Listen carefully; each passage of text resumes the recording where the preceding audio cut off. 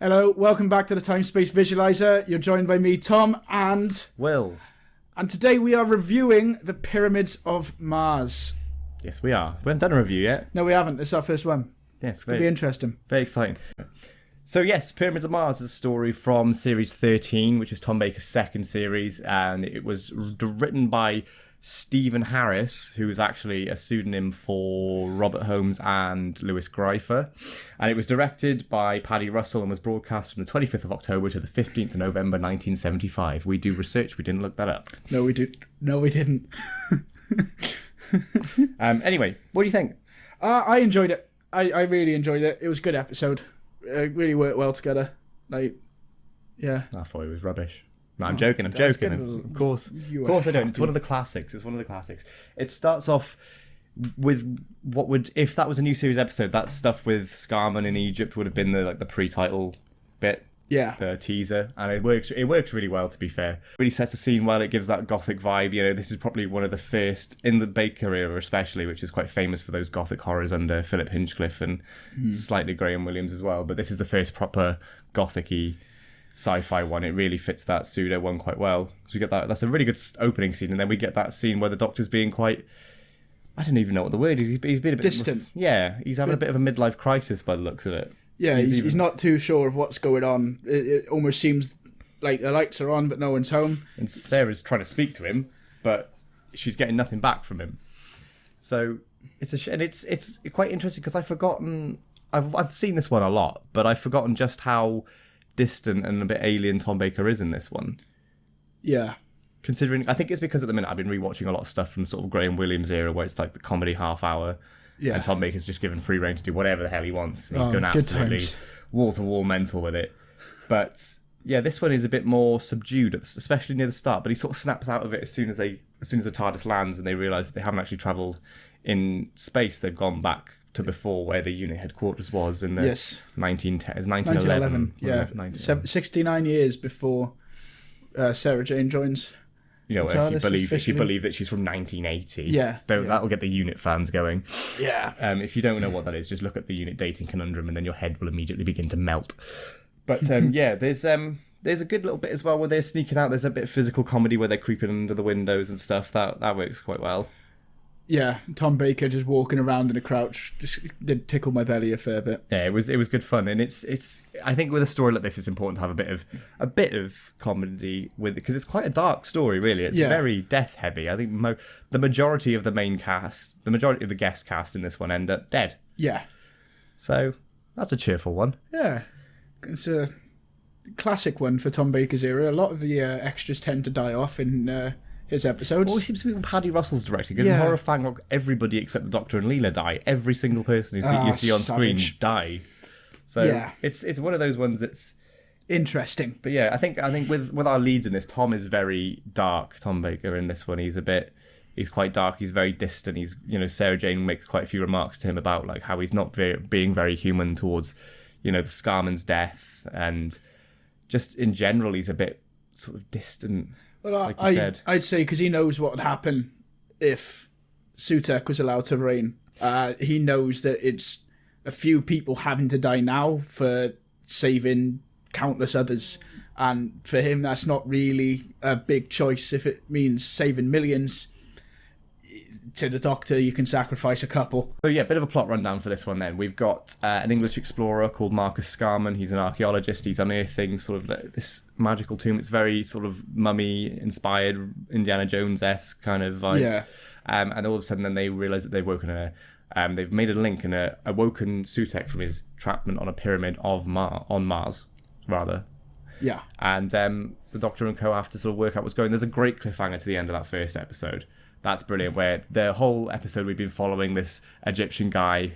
Who's basically an Egyptian extremist trying to bring back Sutekh from the dead. Yeah.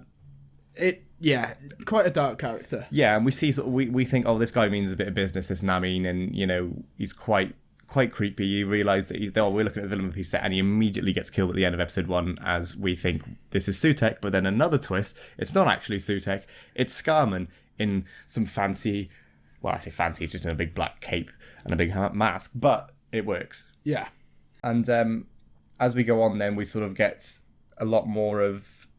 We've got a lot more focus on the Doctor and Sarah and Scarman's brother, Marcus. Lawrence. Yeah, I'm going to get that confused a lot. Yeah. Lawrence. And he works quite well as a sort of like extra companion for a bit. Yeah. You know, his reaction, he sort of has that typical thing of, he's had a reaction to the TARDIS and he's not one of the main cast, so he'll be dead in a couple of episodes' time. Yeah. You get that a lot in the new series. There's a lot of things in the new series, actually. His reaction was nice. I enjoyed it. I did like it. He was excited. It felt like he was a little kid in a candy shop and he had free reign to go and explore the TARDIS. Yeah. It was nice. There's a lot of stuff from this one that touches on things that get mentioned a lot in the new series as well, where, you know, they talk about how Sarah's like, well, I'm from 1980, but so how can the world end in 1911? That gets mentioned a lot in the new series, and the Doctor there's that chilling scene where the Doctor takes it to like a 1980 if Sutekh is allowed to escape, and it's quite chilling. The Doctor's like, well, there's 1980 if you want to get off, and it's just a barren wasteland. Yeah, it's a precursor to the fact that before it's written as plainly as it is, that time can be rewritten. There are fixed points, but the majority of time can be rewritten. David Tennant in the Shakespeare Code mentions this to Martha. Yeah. When she's panicking, thinking, I can't die now, I haven't been born yet. But yeah, it's the same in The Unquiet Dead as well, when the Doctor and Rose are in that dungeon as well. So there's a lot of new series stuff that you can see has been taken from this one. And I think, you know, it's a very... If this was one of the ones that was made now, I think it would really stand out. It does give me vibes of like The Unquiet Dead and things, you know, that gothic-y horror with the sci-fi elements thrown in. You know, at the end of the day, we're dealing with Martians and all that, but it still feels very much like, you know, a very gothic horror B movie that you would get in the early 20th century. Yeah. So, yeah. Sutekh, though, we can't not mention Sutekh. No, yeah, you kind of have to. Yeah, I think he's one of the best sort of one-off villains that Doctor Who's had, especially in the classic era. Yeah, it seems like one of the few who actually cause the Doctor a fair bit of trouble and get him to a point where we might think, he's not going to do this. He's not going to save the day, which is a nice twist over the, happy-go-lucky, you know the Doctor's going to save the day because it's a furry ant. Yeah. But there's this definite feeling of dread that the Doctor has with this one, for sure. Especially in the last episode of the serial. Yeah, because you get that initial confrontation with him at the end of at the end of part 3. Yeah. Gabriel Wolf does such a good job. He's doing a voice at the end of the day. But it's so good. And you could see why they brought him back to the new series to do the voice of the Beast in the Satan Pit and all that. There's no other choice. He has got one of those voices that is quite haunting. Shivering. It shivers down my spine, that one. Again, then as the story goes on, we sort of, you know, Marcus's brother Lawrence is trying his best to save his brother, and, you know, the Doctor's very reluctant to let him help at all, because it comes across as the sort of, you're not going to be any help to me, but you know deep down it's because the Doctor doesn't want anyone else to get killed. Yeah, and he knows the Doctor knows that Lawrence is obviously Marcus's brother, so his brother's going to do anything to try and save him. Yeah. And he doesn't want Lawrence doing anything stupid to put himself in that position. And it does feel like ages that it does feel like a long, not in like a bad way, but it does feel, you do get that desperation that he's going on for ages trying to find his brother. And just as they reunite, Marcus kills him.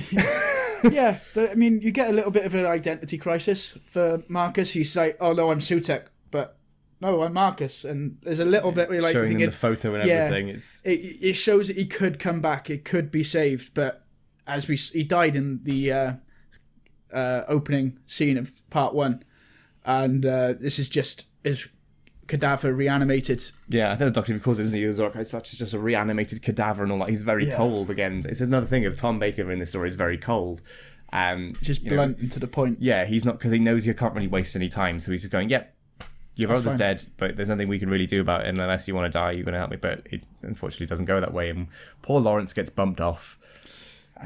But then that 4th episode, I feel, slightly drops the ball with the logic puzzles and everything. It becomes a bit more of a very sort of tropey run around. I think Sarah Jane even remembers the City of the Exelons and Death of the Daleks, and that's what it really reminds me of. Yeah. There is that great bit of improv, though, isn't there? Yeah, just walking in and turning away very quickly. Yeah, that does always make me laugh. Yeah. And it shows how close that the Doctor and Sarah really are. And Sarah gets a good bit to do in this whole story. Yeah, she's not just like a tag-along, gets in the way sort of companion. Yeah, it's long gone are the days of the sort of screaming, oh, rescue me please, Doctor. She gets a really proactive role. You know, she's there with the gun and everything, trying to blow up the Link pyramid. And she even brings out some of the more warmer parts of the Doctor as well, you know. There's when they initially first meet Lawrence as well. The Doctor sort of got no time for him, and it's Sarah doing the warm greetings and everything. So she does have a fair bit to do. To be fair to her, it's nice to see that from a companion because, quite as you said, they are very much screaming, "Save me, Doctor! I'm in peril." And I mean that might have been partly down to the time. Because there was definitely elements of it that were down at the time. If you look at Susan, when she's shown as this originally as this mysterious being, as mysterious as Doctor, and within a couple of episodes, she's the one that's sort of one that needs rescuing, or she's scared, or whatever. Yeah, she has great moments, and they all do. But I think the further the classic series goes along, to an extent, the stronger the female companions get, for sure. Yeah, Sarah in this, and like I said, you can tell that Elizabeth-Sladen and Tom Baker get on like a house on fire in real life, because she does bring out that twinkle in Tom when he's having his more darker, more morose moments. Yeah. The Doctor discovers that the server robots are trying to build a missile to take out the pyramid on Mars in an effort to save Sutekh, which would destroy the world because Sutekh's evil. Sutekh bad. Yes. Sutekh very bad. So their efforts are to try and destroy them. They're putting it into this pyramid on Earth, which is the link, and the Doctor has to blow it up, which we did talk on earlier. But that's just to fill some context into what that pyramid thing was. Yeah, I think it's quite interesting as well, because they could have quite easily just had Sutekh stuck in his pyramid in Egypt or something. But they go, no, do you know what? It's Mars. Yeah, it'd be a bit going back to First Doctor territory, just sticking to the historical elements on Earth. Yeah. Because that was very much the first series with... But it's still got that sort of... It's not a pure historical in terms of, you've got the aliens and all that and the possession. I think this was... You can tell where certain bits were rewritten, because obviously it was Lewis Greifer's script first, and then had a massive rewrite by Robert Holmes to bring in all the gothic stuff and tone down some of the more wacky sci-fi things to make it flow a bit better. I think it would have been interesting to see what was originally intended, but it wouldn't have been this good. No. I think the wackiness would have overshadowed the rest of the episode and brought way too much humour to what is a dark episode anyways. It was always intended to be dark, I feel, and the way they've written it has pulled it off very well. So, all in all, pretty good story then. Yeah, really enjoyed that story. It's very good. Yeah, would recommend. Yes. So yes, if you've seen Pyramids of Mars, let us know what you think in the comments. Tell us if you agree with our thoughts, or if you think we're completely wrong. Either way, just let us know. So yeah, let us know if there's anything we missed as well, because we're always looking forward to improving our videos. Don't forget to like, share, and subscribe as well. Yeah, and hit that bell button to stay notified. And also, next week, what are we doing? We are doing cliffhangers. Do you want to do that again? No, because that's perfect, isn't it? Oh, right, I see what you're trying to do now. I was doing a joke. Oh no! Oh, I love a dad joke. Dead. No, we'll keep that in. It's brilliant. Yes, cliffhangers. I completely spoiled that joke then, but that's fine. We're going to talk about a mix of. We're not necessarily in any particular order, but definitely just probably the best cliffhangers Doctor Who have had, from classic and New Who. Yeah. Here we go. Why don't we try and pick one from each Doctor? Yeah. Do one fun. Each and see how many of them we already know one for Peter Davidson. He's going to pick the same one as me. I've already guessed that one. I know. We're not going to spoil it. You'll have to come back next Friday. And we're not going to have the same little shenanigans like last time where we come with the same ideas because we don't collaborate beforehand. Yeah, sometimes going with the flow isn't always the best idea. No, not with this sort of stuff.